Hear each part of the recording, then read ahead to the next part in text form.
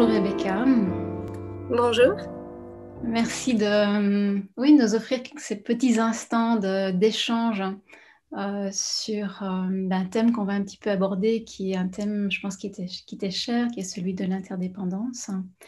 Mais peut-être un petit peu d'abord placer le contexte pour que les personnes sachent un petit peu qui tu es. Donc, tu es professeur en psychologie du développement à l'université Lumière Lyon 2, donc en France. Et tu as rédigé déjà de nombreux ouvrages, donc des bouquins et des articles sur l'importance des liens entre nous, que tu nommes l'interdépendance. Et c'est un sujet que j'ai envie d'explorer un petit peu avec toi.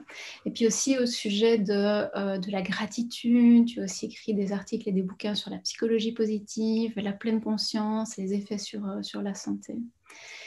Et ce qui m'intéresserait de voir un petit peu avec toi, c'est, là, on est dans une période quand même très, très particulière, tout à fait inédite depuis le mois de mars. Notre endurance est vraiment mise à l'épreuve. Et je me disais, tiens, quel regard est-ce que toi, tu portes au sujet de cette crise, avec toutes ces variations depuis le confinement, le déconfinement, et puis là, maintenant, on est vraiment dans une période très, très incertaine. Il y a certains pays, certaines régions d'Europe même qui reconfinent. Je me disais, quel regard est-ce que toi tu portes là-dessus? Je dirais peut-être du fait de mes travaux dans le champ de la psychologie positive et de la pleine conscience, je porte un regard qui finalement peut être assez optimiste sur cette situation. Alors pas par rapport à la crise sanitaire en tant que telle, mais par rapport à l'opportunité qu'elle nous offre de repenser notre mode de fonctionnement habituel et notamment au niveau des relations. On l'a aperçu dès le début du confinement où les relations sont devenues plus rares et sont devenues du coup davantage valorisées. Chaque personne a pris conscience finalement de l'importance de la proximité physique puisqu'on n'avait plus accès à cette proximité avec toutes les personnes. On ne peut pas faire la bise, on ne peut pas serrer la main, etc.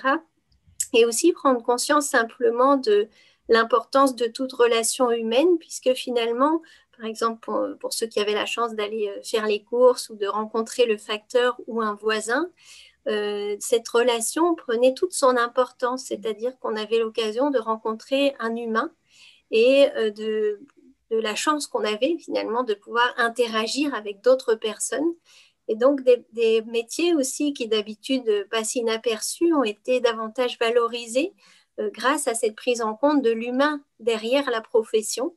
Donc que ce soit une caissière, un éboueur, etc. Tous ceux qui ont continué à travailler malgré les risques sanitaires au service d'autrui, on a été capable de prendre davantage ça en compte, d'en prendre conscience.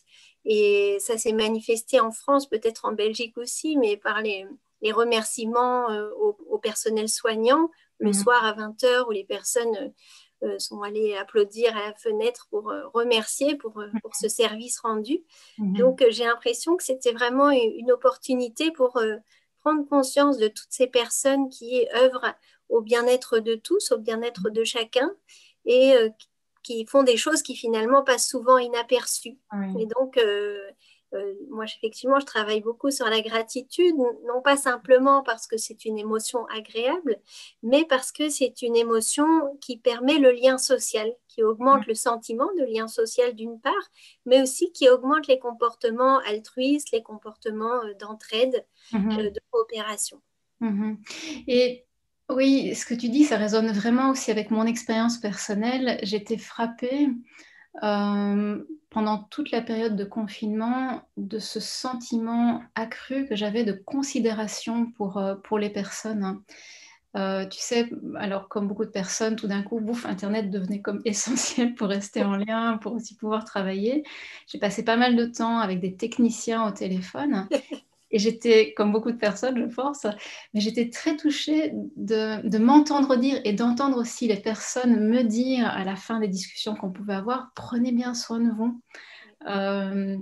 Et c'était comme très, très juste. À ce moment-là, c'était très bienvenu. Et il y avait un sentiment de connexion qui était émouvant et qui était bon, en fait. Et du coup, je me dis, mais tiens, tu sais, on a eu cette période de déconfinement, puis ben là, on est vraiment pris dans la question d'endurance, comme je disais tout à l'heure. Qu'est-ce qui peut nous aider? Parce qu'au fond, je sentais que c'était bon à ce moment-là, et puis ben, au fond, le risque, c'est ça, que ça s'émousse et qu'on redevienne comme aveugle par les habitudes à l'importance des liens et la considération et la gratitude pour tout un chacun. Comment est-ce qu'on pourrait comme prévenir cette sorte d'émoussement ou de, je sais pas comment le qualifier en termes psychologiques, de fatigue ou d'habitude? D'adaptation, hein, tout simplement. En fait, les humains s'adaptent à la fois à ce qui est difficile, mais s'adaptent aussi à ce qui est positif. Donc, une fois qu'on a pris conscience que bon, on a la chance d'avoir des relations, après, ça devient une habitude et on ne porte plus attention. Donc, c'est une question d'adaptation. Mhm. Alors, comment on peut continuer à cultiver ce qui a émergé finalement pendant cette période de confinement? Alors, d'une part, j'ai remarqué que la question de prendre soin, elle est restée malgré tout. Moi aussi, j'ai eu peur qu'après le déconfinement, on reparte tous dans notre fonctionnement habituel, mais il y a certains éléments qui sont quand même restés aussi parce que finalement, la crise sanitaire est toujours là. Donc finalement, on n'est pas si loin. Enfin, on se pose toujours vraiment la question comment va l'autre. Donc quand on Ouais. dit est-ce que ça va, c'est une vraie question, c'est pas juste un automatisme, et ça, je trouve que Mhm. c'est resté. Mais pour aller plus loin, en fait, alors moi je travaille beaucoup dans le milieu éducatif, hein, notamment en milieu scolaire avec les enseignants et puis avec les parents. Et ce qui est apparu, c'est que finalement cette période difficile, et notamment la période de confinement où les parents étaient amenés à assurer le rôle d'enseignant à la Mhm. maison, a créé une nouvelle forme de relation avec les enseignants, avec un lien de confiance qui a pu se tisser entre l'enseignant et chaque élève. Alors qu'habituellement, l'enseignant va être plus attentif à la réussite de toute la classe. Mhm. Là, il y avait vraiment une attention à l'élève, est-ce qu'il va bien? Donc toujours Mhm. cette question plus sur la globalité de la personne que sur la performance elle-même. Et ça, on a eu peur que ça disparaisse. Et donc, on a profité de cette occasion de déconfinement pour mettre en ligne un certain nombre d'outils issus de la pleine conscience, d'outils visant le développement des compétences relationnelles, des compétences émotionnelles en milieu scolaire et dans la famille, pour que les enseignants se sentent aussi à l'aise pour continuer à cultiver cette façon d'interagir différente avec l'élève et entre les élèves en s'appuyant sur des outils scientifiquement validés. Donc, Mhm. on a mis en ligne sur un site qui s'appelle Covidel, Covid et puis AILES.fr, un Mhm. certain nombre d'outils qui sont assez accessibles gratuitement.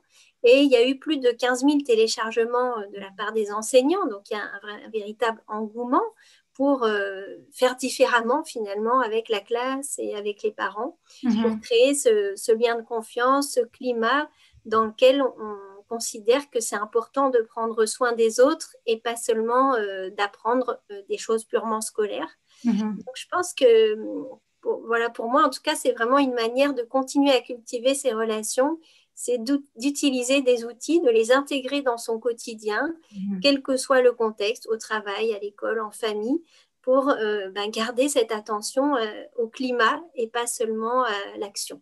Oui, et c'est intéressant parce que c'est comme si la crise nous forçait d'une certaine manière euh, à, à nous relier à des choses que l'on sait très intuitivement, mais que les habitudes couvrent ou voilent.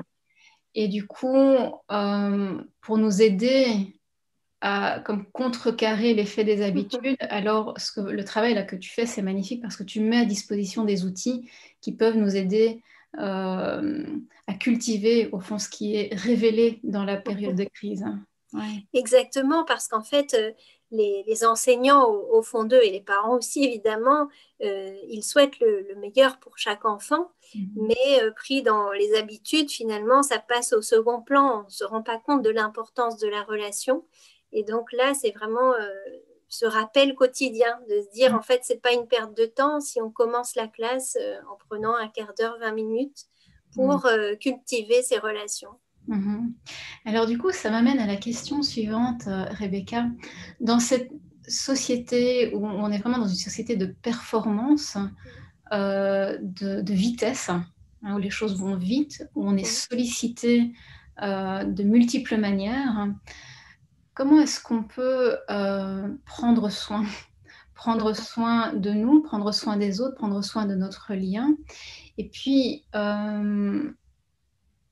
oui, parce qu'au fond, en t'entendant, je me dis, il y a une sorte de mouvement qui va, enfin, c'est audacieux, qui va comme à contre-courant de ce vers quoi on est emmené, ouais, par l'évolution de la société. C'est vrai, et d'ailleurs, ça nécessite beaucoup d'arguments. Alors, nous, on a la chance d'avoir des arguments scientifiques qui permettent de dire c'est pas une perte de temps. Hein. Par exemple, simplement sur les parents, le fait d'accorder 10 minutes d'attention non divisée chaque jour à l'enfant. Donc, on n'est pas en train d'envoyer des textos, d'éplucher les légumes et d'accrocher le linge, juste là à côté de l'enfant, disponible pour lui. Ça, c'est un déterminant majeur de la qualité de l'attachement. Et ça prévient des conduites à risque 10 ans plus tard. Donc, c'est des études longitudinales qui ont été faites sur cette question de la disponibilité mentale à l'autre qui permet vraiment de cultiver cette relation. De même, les recherches qui ont été faites en milieu scolaire montrent que la qualité de la relation enseignant-élève est déterminante pour la réussite scolaire parce que c'est ça qui va encourager l'engagement dans les apprentissages, la persévérance face à une difficulté. Et donc, ce n'est pas une perte de temps. Mais donc, on doit le rappeler régulièrement que même si on pense que c'est secondaire et que c'est un plus et que c'est sûr que c'est bien quand on s'entend bien, mais bon, ce n'est pas la priorité pour l'école. En fait, si, c'est la priorité pour l'école parce que c'est un des déterminants de la réussite. C'est très beau, hein, parce qu'au fond, cette qualité relationnelle est très... c'est une sorte de potentiel. Ça potentialise nos qualités humaines. Mais du coup, tu vois, ici, on est dans une sorte de situation aussi assez contradictoire parce qu'on nous demande, pour protéger l'aspect sanitaire, de garder la distance, de limiter au maximum nos contacts. On craint tous évidemment un reconfinement. Ici, aussi en Belgique, on nous demande, mais comme en France, d'avoir un minimum de contacts. Le télétravail est une obligation. Comment est-ce qu'on fait pour conjuguer, je dirais, la considération par rapport à l'aspect sanitaire et aussi la protection, je pense qu'on va dire psychologique, quand on sait que les recherches et les relations positives constituent un facteur protecteur fondamental contre les troubles psychopathologiques comme la dépression et l'anxiété ou les dépendances. Oui, alors tout à fait, c'est aussi une question qu'on s'est posée et qui nous a alertés au début. On s'est dit, mais comment vont faire notamment les enfants, mais aussi les adultes, puisqu'on a tous besoin de cette proximité relationnelle. Et plus on est jeune, plus on a besoin de proximité physique. Alors, la chance qu'on a, c'est que les enfants dans les familles ont le droit d'être touchés, ont le droit d'être portés. À la naissance aussi. Donc, on va dire le principal est préservé puisque la qualité de l'attachement va se développer notamment par le contact physique du jeune enfant avec ses parents. Et ensuite, je dirais, c'est important de ne pas confondre distanciation physique et distanciation relationnelle. C'est-à-dire que même quand on est à distance, on peut se sentir proche des autres. Et d'ailleurs, les travaux sur la gratitude le montrent. Le simple fait d'écrire une lettre de gratitude à un proche augmente le sentiment de proximité relationnelle alors qu'il peut être loin. Donc, je pense que d'ailleurs, ça s'est observé avec justement l'utilisation d'Internet et des apéros en Skype, etc., qui ont été développés pendant cette période de confinement. On s'est bien rendu compte qu'il était possible de cultiver les relations malgré la distance physique. Et même maintenant qu'on est déconfiné, en tout cas pour l'instant, on peut considérer que c'est aussi une chance de cultiver la relation différemment. Ce qu'on a pu constater, par exemple, c'est que le fait de ne pas pouvoir toucher l'autre, qui est une solution de facilité finalement pour lui signifier notre attention, fait qu'on est obligé d'insister un peu plus sur la dimension bienveillante dans le langage. Donc en fait, on est plus attentif sur la manière de s'adresser à l'autre, de lui poser justement des questions, alors qu'on pourrait simplement faire une petite tape sur le dos et puis lancer 2-3 blagues désagréables au passage. parce qu'on se dit, il va bien comprendre qu'on est amis, et voilà. Donc là, on est plus attentif, et notamment quand on est masqué, hein, puisque Oui, du coup, absolument. nos étudiants, nous, on fait les cours masqués en France, nos étudiants ne voient pas tellement nos expressions faciales, donc on Ouais. doit s'assurer qu'ils ont bien compris qu'on essaye d'être en interaction bienveillante avec tout le monde, même si parfois on donne des consignes qui peuvent sembler compliquées, etc.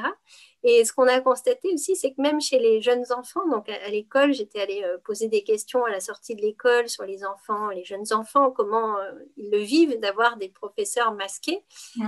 Et ils disaient, ben, c'est vrai qu'on ne voit pas le sourire, mais on voit les petits plis au coin des yeux. Donc, ils sont à la recherche de ces signaux de bienveillance et ils les trouvent. Donc, je pense qu'il y a, enfin, comme d'habitude, hein, l'humain est capable de s'adapter. Et là, encore une fois, on le voit, il s'est adapté à cette situation où on est masqué et où on ne s'embrasse pas. Mhm. Mais il en a fait quelque chose qui ne me semble pas problématique pour l'instant, Mhm. même si y a des parents, par exemple, qui nous écrivent en disant mon enfant est arrivé à l'université et ne s'est pas fait d'amis, c'est à cause du masque. En fait, c'est pas à cause du masque, c'est-à-dire que tous les ans, on a ce problème-là. L'arrivée dans l'enseignement supérieur, c'est difficile, personne ne s'en occupe, ni ne s'en préoccupe. Mhm. Et donc, c'est une vraie question, comment favoriser l'intégration des étudiants dans l'enseignement supérieur alors qu'ils sont loin de leur famille, etc. Mais ce n'est pas à Mhm. cause du masque, en fait, c'est une Mhm. problématique. Et peut-être la prise de conscience de cette distanciation sociale fait qu'on prend beaucoup plus soin. C'est le cas à l'université. Hein. On reçoit des consignes du département pour nous dire prenez soin de vos étudiants comme ils sont en situation difficile avec des enseignements hybridés à distance, Ouais. etc. Vous devez tenir compte de leur situation personnelle. Enfin, donc, je dirais que c'est l'occasion vraiment de prendre la mesure de l'importance de prendre soin des autres. Mhm. Oui, et en t'entendant aussi, donc j'entends vraiment toute la valeur d'être en lien, la qualité du lien. Le lien ne se résume pas à l'aspect physique, hein, la présence physique, mais c'est tout ce qui est autour, hein, et combien on peut comme amplifier ces aspects-là pour compenser la dimension physique. Et aussi, enfin, je disais un petit peu certains éléments que tu avais écrits sur l'interdépendance, combien nous pouvons compter les uns sur les autres, hein, ou combien nous avons besoin aussi de compter les uns sur les autres, mais pas seulement dans des situations problématiques ou difficiles, hein. Oui, alors peut-être juste un exemple, puis après je répondrai à cette autre question. Effectivement, donc nous, on était inquiets avec nos... Maintenant, on a passé nos cours en distanciel de nouveau, et donc on s'inquiétait de comment nos étudiants qui viennent d'arriver à l'université Ouais. s'en sortent avec cette situation.